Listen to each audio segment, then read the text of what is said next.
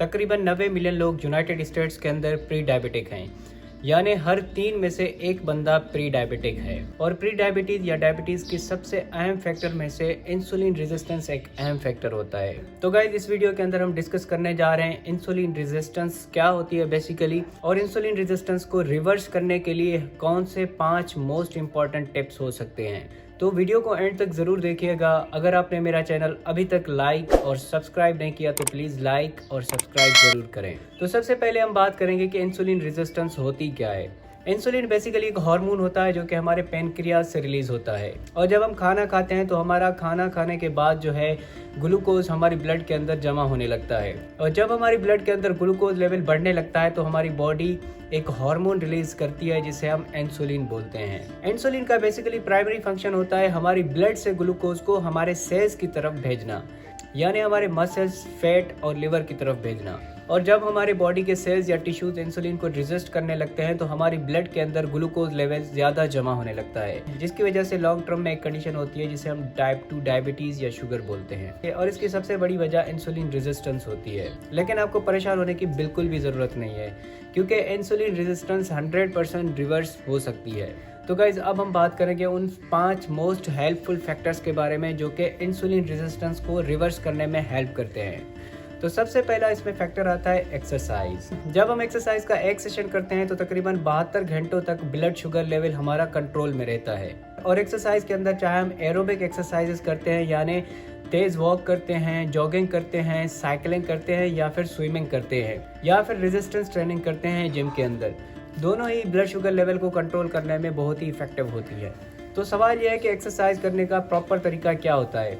कुछ लोग ज़्यादा इंटेंसिटी के साथ और ज़्यादा ड्यूरेशन तक एक्सरसाइजेस परफॉर्म करते हैं, जो कि ज़्यादा बेनिफिशियल होती है ब्लड शुगर लेवल को कंट्रोल करने में। लेकिन कुछ स्टडीज़ के अंदर यह बताया गया है कि 30 मिनट के एक सेशन से बेहतर होता है कि हम इस एक सेशन को छोटे छोटे सेशंस में डिवाइड कर दें, यानी 30 मिनट के एक सेशन के बजाय इसे 10-10 मिनट के 3 सेशन में डिवाइड कर देना चाहिए। इससे हमारा ब्लड शुगर लेवल ज़्यादा कंट्रोल में रहता है एक सेशन की बजाय। सो एक्सरसाइज चाहे हम एक सेशंस या एक बाउट के अंदर करते हैं या 3 सेशंस के अंदर करते हैं, दोनों ही इफेक्टिव होती हैं, लेकिन 3 सेशन वाले की ज़्यादा इफेक्टिवनेस है ब्लड शुगर को कंट्रोल करने में। नंबर 2 पे आता है मैनेज योर एनर्जी इनटेक।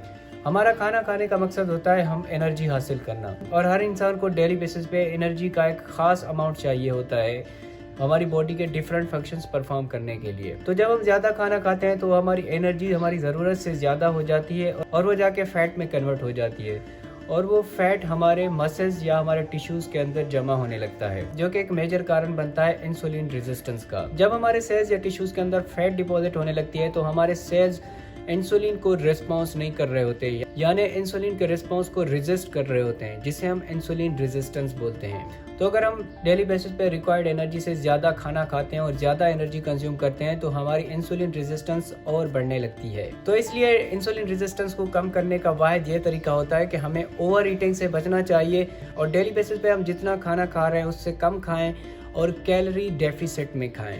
यानी अगर हमें डेली बेसिस पे फॉर एग्जांपल 2300 कैलोरीज रिक्वायर है तो हमें 300 कम कैलोरीज लेनी चाहिए डेली बेसिस पे। तो इससे हमारी इंसुलिन सेंसिटिविटी भी इम्प्रूव होती है। नंबर 3 पे आता है रिड्यूस सेडेंटरी टाइम।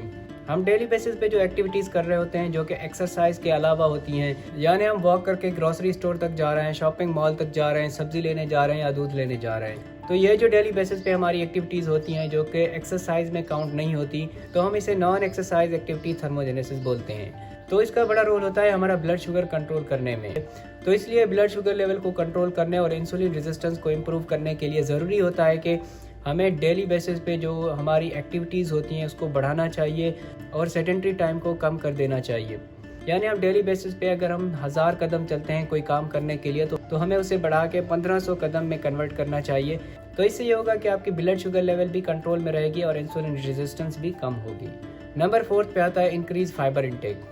जब हम अपनी डाइट के अंदर फाइबर का इंटेक बढ़ाते हैं तो हमें बहुत सारे बेनिफिट्स मिल रहे होते हैं, जैसे हमारी इंसुलिन सेंसिटिविटी इंप्रूव होती है, हमारा बैड कोलेस्ट्रॉल लेवल कम होने लगता है, उसके अलावा जीआई हेल्थ के लिए बहुत ही बेनिफिशियल होते हैं। तो इसलिए फाइबर इंटेक बढ़ाने के लिए ज़रूरी होता है कि हमें अपनी डाइट के अंदर fruits, vegetables, nuts, legumes, whole grains और सीड्स को ऐड कर देना चाहिए। फाइबर कंज्यूम करने की जनरल रिकमेंडेशन ये होती है कि हमें हर 1000 कैलोरीज पे 14 ग्राम जो है फाइबर लेना चाहिए। यानी अगर आपको डेली बेसिस पे 2000 कैलोरीज रिक्वायर होती हैं तो आपको 28 से 30 ग्राम फाइबर ज़रूर लेना चाहिए। नंबर 5 पे आता है replace some carbohydrate with fat. हम डेली बेसिस पे जो खाना खाते हैं और एनर्जी कंज्यूम करते हैं उसमें ज़्यादा अमाउंट होती है कार्बोहाइड्रेट की, और डेली बेसिस पे हमें कार्बोहाइड्रेट तकरीबन 55% रिक्वायर होता है।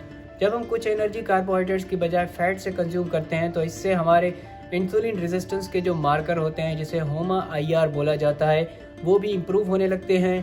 कार्बोहाइड्रेट को रिप्लेस करने का ये मकसद हरगिज़ नहीं होता कि आप कीटो डाइट पे चले जाएं। स्टडीज़ के अंदर ये बताया गया है कि अगर हम सिर्फ 5% कार्बोहाइड्रेट रिप्लेस करते हैं फैट से तो इससे हमारी इंसुलिन रेजिस्टेंस कम होती है। यानी अगर हम 55% में से 50% या 45% पे जाते हैं तो इससे भी बड़ा डिफरेंस क्रिएट होता है। तो इसको अगर मैं आपको आसान लफ्ज़ों में समझाऊं तो आपको अल्ट्रा प्रोसेस फूड्स और जो एडेड शुगर्स होती हैं उसको कट करके आपको हेल्थी फैट वाले सोर्सेज में जाना चाहिए। यानी आपको nuts, olive oil, seeds, avocado और डार्क चॉकलेट्स पे जाना चाहिए। इससे ये होगा कि आपकी कार्बोहाइड्रेट रिप्लेस हो जाएगी हेल्दी फैट के अंदर। तो गाइज ये थे 5 मोस्ट इंपॉर्टेंट टिप्स जो कि इंसुलिन रेजिस्टेंस को इम्प्रूव करने में हेल्प करते हैं और ये साइंटिफिकली प्रूवन भी हैं। सो होप सो ये वीडियो आपको पसंद आई होगी। अगर ये आपको वीडियो पसंद आई है तो प्लीज़ लाइक और कमेंट ज़रूर करें, और अगर आपने मेरा चैनल अभी तक लाइक और सब्सक्राइब नहीं किया तो प्लीज़ लाइक और सब्सक्राइब ज़रूर करें। मिलते हैं नेक्स्ट वीडियो के अंदर। मकबूल अहमद साइनिंग ऑफ।